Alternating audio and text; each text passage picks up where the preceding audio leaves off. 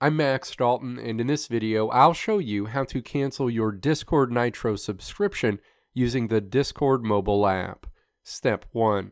Open the Discord app on your iPhone, iPad, or Android device. Step 2.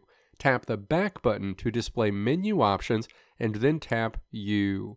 Your Discord profile menu opens. Step 3.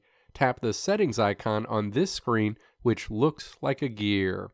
Step 4. Navigate down to the billing settings section and then tap Manage Nitro. Step 5. Tap the settings icon on this screen. You'll see an overview of your current Discord Nitro plan. Step 6. Swipe down to the subscription section and then tap Switch Plans or Cancel Your Nitro Subscription. Step 7.